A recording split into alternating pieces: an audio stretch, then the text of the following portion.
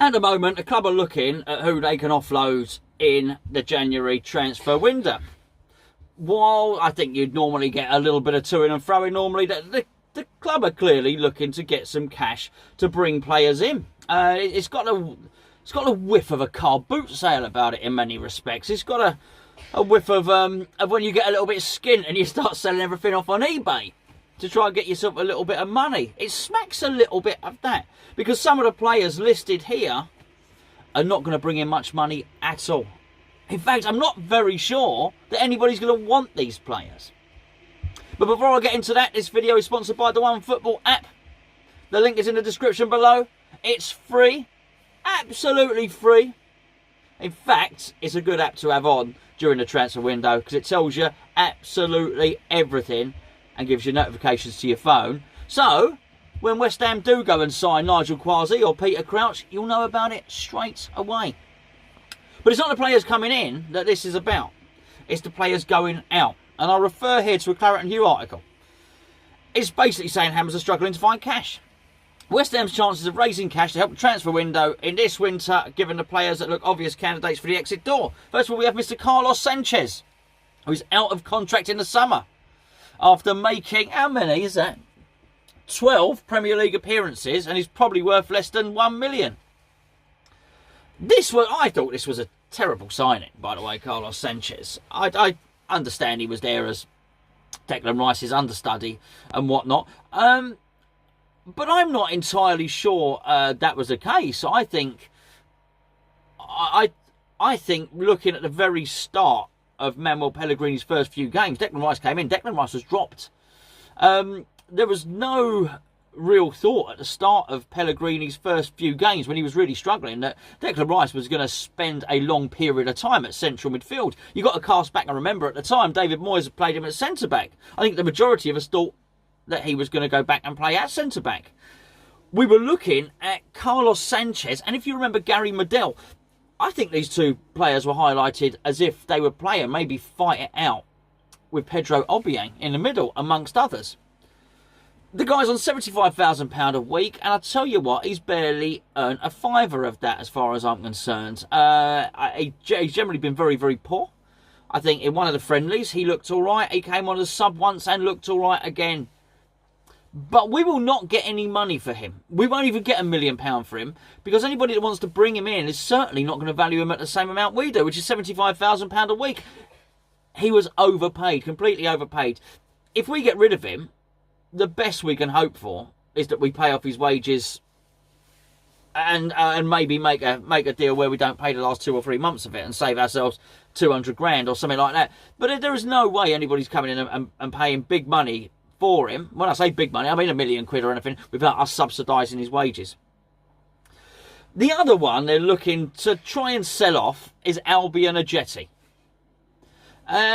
It just says here in the article, with 5 appearances to his name, basically, would any other club be interested given his record this season? Well, firstly, as it was pointed out to me, it's a moot point anyway. He can't sign for anyone else.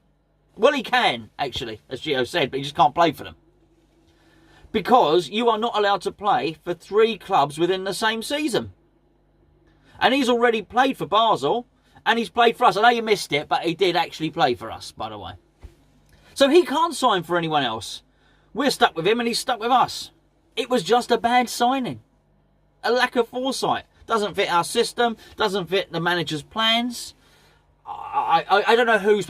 It's so confused now. We don't know who signs who, do we? Let's be fair. You could take your pick. In fact, there's a little game. Who signed Albion Ajeti?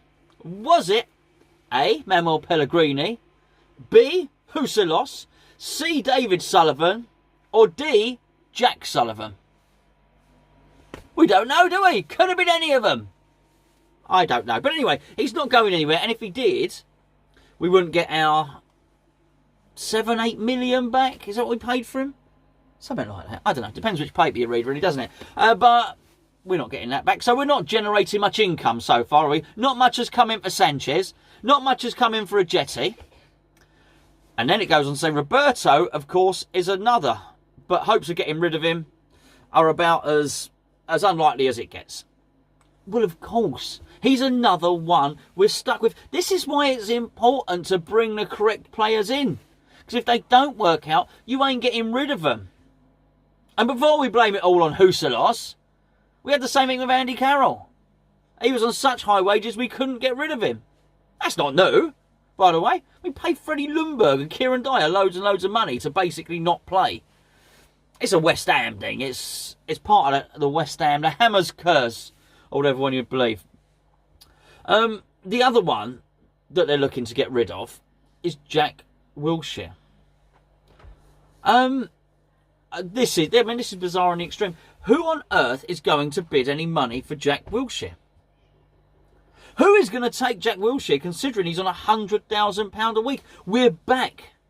We're back in the territory that we were with Andy Carroll, which is basically waiting for him to run down his contract, and in the meantime hoping that he can get fit enough to have an impact in some games. That's what happened with Andy Carroll. We all knew he was injured when he signed for us, by the way. We had him on loan for a season. He was injured. We still signed him. The rumours are he didn't even pass his medical initially, but we sort of pushed it through. Anyway, those are rumours. Cloak and dagger. We'll never ever know.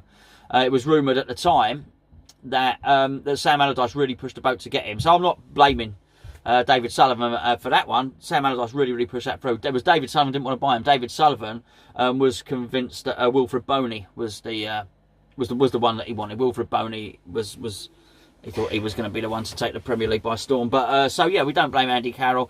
But anyway, that's that. Jack Wilshere. Who's going to take him? No one's going to take him. And I do think it's a massive shame. I do like Jack. I think he's an excellent player. But the best we could hope for is that Jack Wilshere could be fit for about 20 games each season, 15, 20 games. And in those 15, 20 games, he can take the pressure and the heat off of the other players that are in the team and play well. Because a fit Jack Wilshere can play football very, very well indeed. You all know that I rate the player. But my point is, there's nobody to sell because we've already sold off the family silver. That's gone. Anybody that was... When I say anybody that's worth any money, any peripheral squad players that were worth any money that people are going to buy have been sold off. Fernandez was sold off. We go Fiorentina, I believe. Obiang has gone. He's sold off. Chicharito, we discussed as well. We've had our 4 million for Perez or whatever the case may be. All those squad players, those squad padding that were worth anything, they've all gone. The ones we want to sell now ain't worth anything, and the ones we want to sell, nobody wants to buy. If we want to generate funds, we're going to have to sell someone that won't be a popular choice to sell.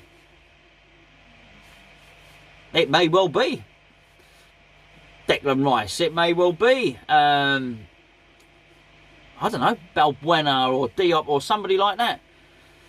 Fabianski, we couldn't even start to consider selling Fabianski, by the way. But you know what I'm saying? If we want to generate funds, we're going to have to sell some of the players because actually the cupboard's bare. Which does bring us quite nicely on, because I've just finished doing the video with Gio on our video last night where it cut out. If you remember, it cut out, and the point it cut out, I think it was Andy was possibly asking about our transfer budget for this January.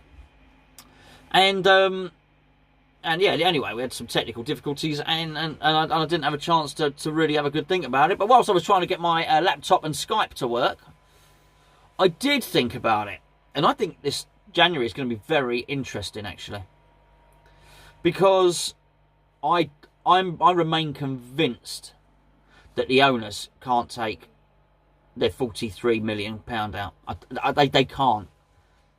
They're not silly. They know they'll be very, very unpopular if they took it out now, because the club is not going well. I think the plan was, as I've mentioned before, for us to be 6th or 7th, riding high, doing well, and then the owners take their money out and we say, oh, well, fair enough, don't worry, we're doing all right. You know, Sebastian Haller is one of the top strikers in the league, and we're pushing for Europe and all the rest of it. The debt has been paid off, the debt has been cleared. It's hard for them to do that now. Which leaves really two options.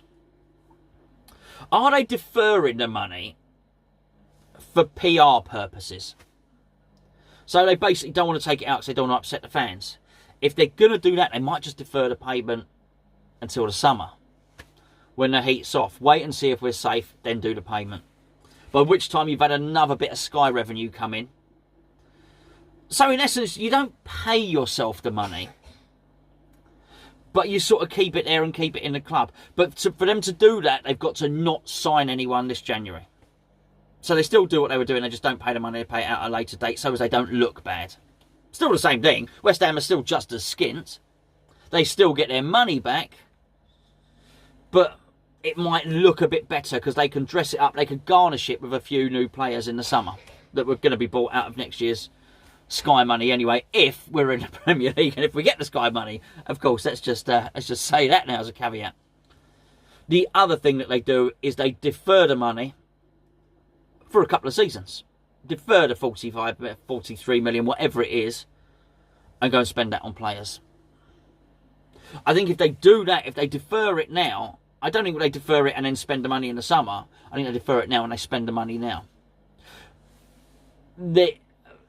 For that to happen, we have to...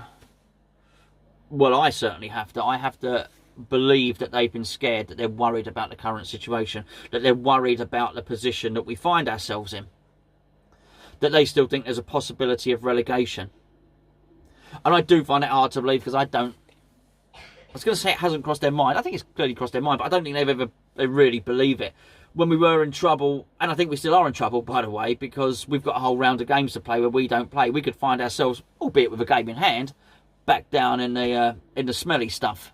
But I don't think they've ever thought at any point we were in serious trouble. I think they've always fully expected us to get out of it. Never believed that we were one of the worst 3 teams in the league, which I think we possibly still might be, by the way. If we're not, we've got a certain Mikel Antonio to thank for that, amongst a few other gritty players in the squad. So, what do I think is going to happen with this money? I just don't think they're going to do that. Whilst it would be nice to think they're going to defer 43 million, they're going to spend 43 million in the summer, in the January transfer window, and make everything better. I don't think they will. And here's the question. Even if they did have 43 million, would you want us to spend 43 million? Because I go back to what I said earlier on in the video. If we got 43 million to spend in January, who's spending the 43 million? Is it Pellegrini? Is it Huselos? Is it David Sullivan? Or is it Jack Sullivan? In many respects, I would like us to get our stuff sorted, to get our arse into gear, to get our recruitment sorted out, so as we know exactly what they're doing. So there's no ambiguity, there's no grey area.